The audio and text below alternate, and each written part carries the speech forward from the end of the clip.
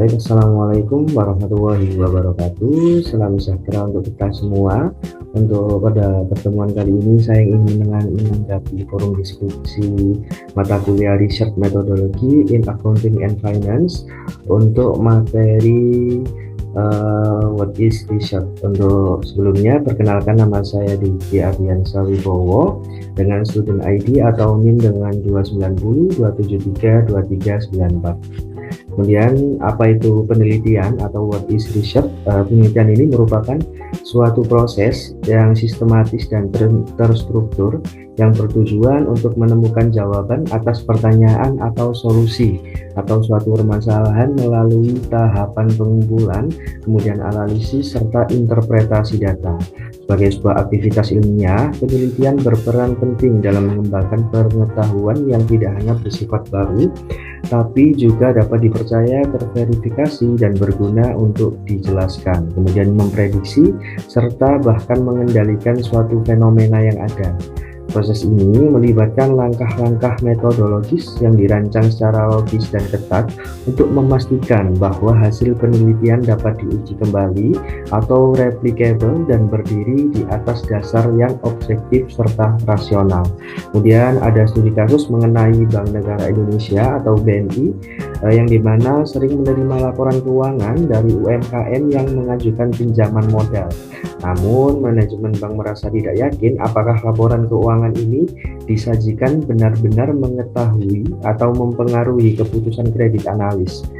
Kemudian seorang peneliti akuntansi melakukan penelitian untuk menguji apakah kualitas laporan keuangan ini bersifat relevansi, reliabilitas, serta transparansi yang kemudian berpengaruh signifikan terhadap keputusan pemberian kredit nantinya.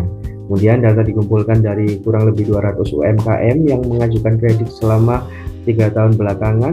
Kemudian analisis ini dilakukan menggunakan regresi logistik. Kemudian ada 4 pertanyaan, yaitu yang pertama, mengapa penelitian ini lebih bermanfaat dibanding hanya mengandalkan intuisi analis kredit? Menurut saya, dengan hanya mengandalkan intuisi analis saja, rawan atau rentan nanti tidak objektif dan tidak konsisten serta sulit dievaluasi nantinya. Dan juga penelitian dengan analisis berdasarkan statistik atau by data akan memberikan dampak yang objektif, kemudian konsistensi serta bukti yang empiris, serta dapat mempengaruhi resiko kredit macet yang berdampak nantinya bagi BNI itu sendiri. Kemudian untuk soal nomor 2, metode penelitian apa yang paling tepat digunakan? Kemudian menurut saya, yang saya pelajari, metode penelitian yang paling tepat digunakan yaitu metode kuantitatif, karena karakteristik dari masalah penelitian ini dan jenis data yang digunakan memerlukan analisis numerik, kemudian pengujian hubungan dan pembuktian yang empiris. Dengan begitu, BNI dapat memutuskan keputusan kredit yang lebih objektif, kemudian akurat dan by data, dan dapat meningkatkan kualitas manajemen risiko bank dan dapat membantu UMKM dalam meningkatkan peluang pembiayaan nantinya. Kemudian soal nomor 3, bagaimana hasil penelitian ini bisa membantu bank dan juga UMKM-nya? Ada hasil untuk bank sendiri, yaitu membangun model atau scoring kredit yang lebih akurat by laporan keuangan dan meningkatkan efisiensi analis kredit serta mengurangi NPL atau non-performing loan. Kemudian hasil untuk UMKM-nya sendiri, yaitu dapat mengetahui aspek laporan keuangan apa yang paling diperhatikan bank dan memperbaiki kualitas laporan keuangan itu sendiri agar nantinya berpeluang persetujuan kredit dapat meningkat dan juga dapat meningkatkan transparansi dan tata kelola uang di UMKM itu sendiri. Kemudian untuk soal yang terakhir, nomor 4, bagaimana metode ilmiah ini membantu membedakan antara pengetahuan yang sahih dan keyakinan yang tidak terverifikasi dalam proses penelitian.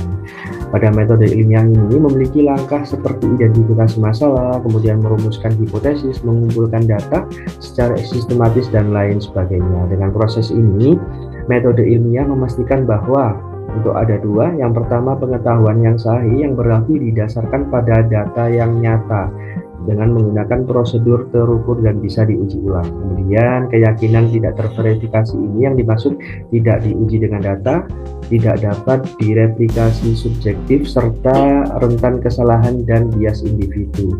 Untuk contohnya sendiri, seperti intuisi analis mungkin merasa laporan keuangan UMKM sering tidak berguna, namun penelitian ilmiah dapat membuktikan apakah asumsi tersebut itu benar atau tidak. Baik, seperti itu jawaban dari 4 pertanyaan dari studi kasus yang diberikan Bapak Edi Pranoto. Sekian dan terima kasih, selamat malam.